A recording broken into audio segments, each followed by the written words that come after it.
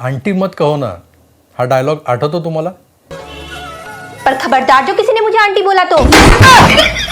एका सिनेमात एक वयस्कर हिरोईन, मला वाटतं बिंदूच, ती एकेकाळी बॉम्बशेल होती, वॅमचं काम करायची हिंदी सिनेमात, आणि उफाड्या देहाची बिंदू पडद्यावर पाहिली की अनेक जणांच्या मनात कालवा कालव व्हायची. वयपरत्वे, ढळलेलं तारुण्य आणि उतरलेला चेहरा, सुरकुतलेला चेहरा, त्यासह अभिनय करताना तिला जी काही भूमिका, तिला जी काही जी व्यक्तिरेखा साकारायला दिली होती, त्यात कुणीतरी तिला आंटी म्हणतं आहे आणि मला आंटी म्हणू नका कारण मी अजून यवनात आहे, असं तिचं जे काही सांगणं होतं, त्या संवादातला तो काही जो सूर होता ना, आंटी मत कहो ना, तो सूर आणि त्याच पद्धतीचं एक वाक्य जेव्हा माझ्या कानावर काल पडलं, त्यातला सूर, याची काल कुठेतरी एकमेकांशी धडक झाली. आता कालचा सूर कुठला होता तर तुम्ही तो स्वतःच ऐका. तुषार, पुन्हा एकदा आपण आपल्या दर्शकांना ही माहिती सांगूयात. न्यूज 18 लोकमतवरती सगळ्यात पहिल्यांदा न्यूज 18 लोकमतवर ही बातमी आपण बघताय. अधिक आपण बोलणार आहोत. आपल्याबरोबर आहेत उबाटा गटाच्या नेत्या किशोरी पेडणेकर. किशोरीताई, हा आपल्याच पक्षाचा कार्यकर्ता आहे ज्यांनी हा रंग टाकल्याचा प्रकार घडला, आपली प्रतिक्रिया? मुळामध्ये ना आधी उबाटा गट बोलणं सोडा. उद्धव बाळासाहेब ठाकरे शिवसेना. उबाटा गट काय, उबाटा गट काय, उबाटा गट काय. दुसरं, जो कोणी मिळालाय नीट सगळी चौकशी होऊ दे. त्या जरी पोलिसांनी आता प्राथमिक दिली असेल तरी ती खोलपर्यंत चौकशी झाली पाहिजे. कारण जे कारण तो देतोय ते कुठलंही कारण, म्हणजे सख्या चुलत भावांमधल्या भांडणाचं वितुष्ट मानच्या याच्यावर येत असेल तर नक्की त्या दोन भावांच्या मध्ये अजून कोण आहे हे पण शोधलं पाहिजे. ऐकलत? उबाटा काय म्हणता? उद्धव बाळासाहेब ठाकरे शिवसेना गट म्हणा. आता जर तुमच्या गटाच्या नावाचं जे संक्षिप्त स्वरूप आहे ते कोण्या पत्रकारानं कुठल्या चाय बिस्कुटाने केलं ते त्यालाच ठाऊक, पण त्याच्यावर तुमचे पक्षप्रमुख एकदा डाफरले होते, म्हणजे ते भर मातोश्रीवरच्या पत्रकार परिषदेत.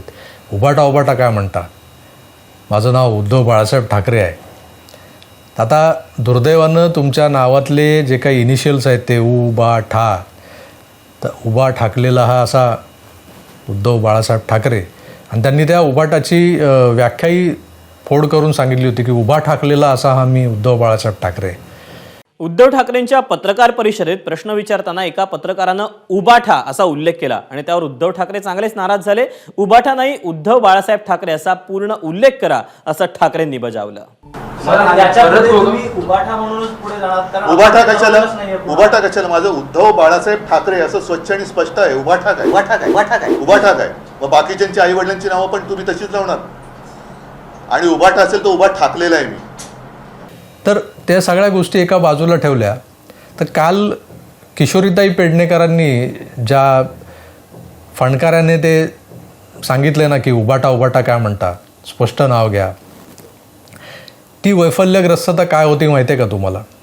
कारण सकाळपासून माँसाहेबांच्या पुतळ्याची विटंबना झाल्यापासून जो एक विषय मिळाला होता हातात, त्यात कुठेतरी भारतीय जनता पक्षाला जोडता येईल का, एकनाथ शिंदेंच्या शिवसेनेला जोडता येईल का, मग लावारिस बेवारिसचा पाडा वाचता येईल का, हे सगळं कसं जुळून आणलं जात होतं. त्यात ऑपरेशन सिंदूर आणि तो फेकलेला लाल रंग याचा बादरायण संबंध लावला जात होता. पण हे सगळं फोल गेलं. तो उपेंद्र गुणाजी पावसकर नावाचा माथेफिरू हा रंग टाकणारा निघाला आणि त्याचा कुठेतरी शिवसेनेशी संबंध येतोय.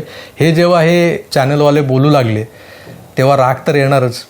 संपत्तीच्या वादात, म्हणजे आमच्या दोन्ही भावांच्या संपत्तीच्या वादात उद्धव ठाकरे आणि आदित्य ठाकरे हस्तक्षेप करत असल्याचा आरोप त्यानं केलेला आहे. दादर पोलीस ठाण्यामध्ये श्रीधर पावसकर आणि आदित्य ठाकरे यांच्या विरोधात तक्रार देण्यासाठी सातत्याने तो व्यक्ती यायचा अशी सूत्रांची माहिती आहे.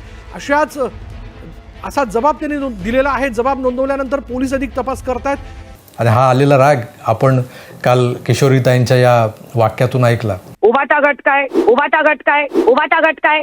किशोरीताई घटनास्थळी सगळ्यात आधी पोहोचल्या आणि त्यांनी तिथे जे काही तिथल्या शिवसैनिकांच्या समोर जो काही त्यांचा राग व्यक्त केला तोही आपण पाहिला होता.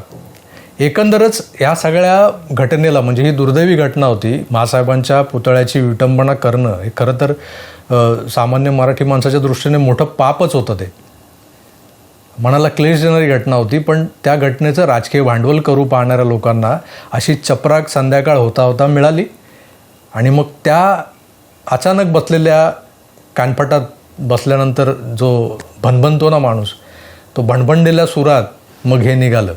उभाटा गट काय, उभाटा गट काय, उभाटा गट काय. तुम्हाला कसं वाटलं हे मला जरूर कमेंट्स करून कळवा. मी तुर्तास इथेच थांबतो. अतिशय थोडक्यात मला हे जे काही सांगायचं होतं तुमच्यासमोर मांडलेलं आहे. पुन्हा भेटूच, तोवर आपली काळजी घ्या आणि पाहत राहा आपलं आवडतं यूट्यूब चॅनल आकार DG9. धन्यवाद. नमस्कार.